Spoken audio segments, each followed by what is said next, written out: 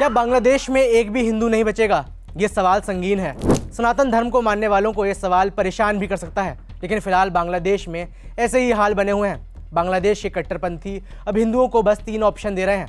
पहला है धर्म परिवर्तन, दूसरा है पलायन और तीसरा है मौत।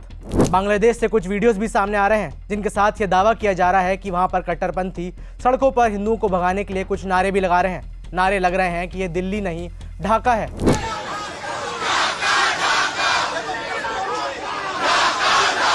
जब किसी देश में ऐसे नारे लग रहे हों तो ये बात साफ है कि वहाँ की सरकार पहले ही इन कट्टरपंथियों के सामने घुटने टेक चुकी है।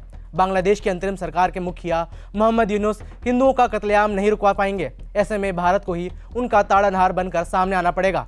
बांग्लादेश के हिंदू खुददार हैं, स्वाभिमानी हैं। वो इन कट्टरपंथियों के सामने और इनके कहने पर धर्म परिवर्तन नहीं करना चाहते। वो चाहते हैं कि भारत उनकी मदद करे और हर तरह से उनकी मदद करे। अब सोचने और जानने वाली बात यह है कि आखिरकार भारत इन बांग्लादेशी हिंदुओं की एग्जैक्टली कैसे मदद कर सकता है। बस यहीं पर ममता बनर्जी का मास्टर प्लान सामने आता है। जी हाँ, बांग्लादेश में जारी त्राहिमाम के बीच पश्चिम बंगाल की मुख्यमंत्री ममता बनर्जी ने बांग्लादेशी हिंदुओं को बचाने के लिए केंद्र सरकार के साथ एक मास्टर प्लान शेयर किया है। गौर करने वाली बात है कि ममता बनर्जी के विरोधी और खासकर बीजेपी वाले ही अक्सर उन पर मुस्लिम तुष्टीकरण का आरोप लगाते हैं। दीदी के लिए बीजेपी कई बार कहती है कि उनके शासनकाल में हिंदुओं को टारगेट किया जाता है, लेकिन आज दीदी ने बांग्लादेश के हिंदुओं पर दरियादिली दिखाई है। उनकी ममता अचानक उन हिंदुओं पर बरसने लगी है जिन्हें मजहब के नाम पर बांग्लादेश के कट्टरपंथी टारगेट कर रहे हैं। बांग्लादेश के हिंदुओं के लिए ममता दीदी ने बंगाल के दरवाजे खोलने की पेशकश की है और यहाँ तक कहा है कि ढाका में फोर्स को उतारना चाहिए।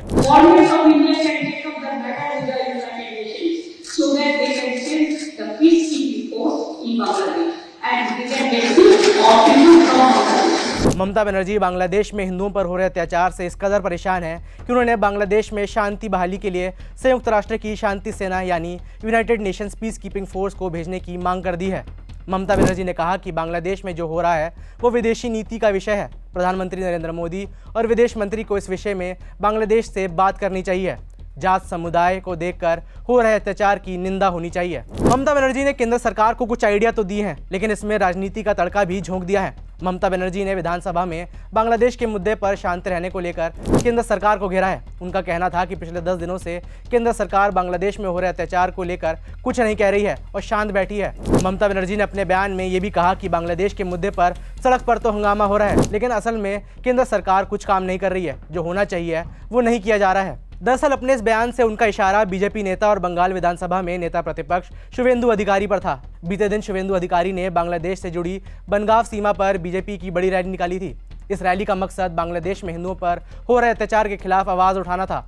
बाकायदा इसके लिए शुवेंदु अधिकारी ने इस्कॉन के पुजारी चिन्मय कृष्णदास के पोस्टर लेकर नारेबाजी की और केसरिया रंग के गुब्बारे भी उड़ाए गए। बहरहाल राजनीति से परे सीएम ममता बनर्जी का ये एक आइडिया सच में गौर करने लायक है। तमाम वजहों से हो सकता है कि भारत सरकार बांग्लादेश में भारतीय सेना को भेजने से परहेज करे। वहीं ऐसे में यूएन की शांति सेना बांग्लादेशी हिंदुओं की मदद कर सकती है, कम से कम कुछ मदद तो कर सकती है। हालांकि इसकी भी यानी यूएन की मदद लेने की भी एक बड़ी कंडीशन होती है।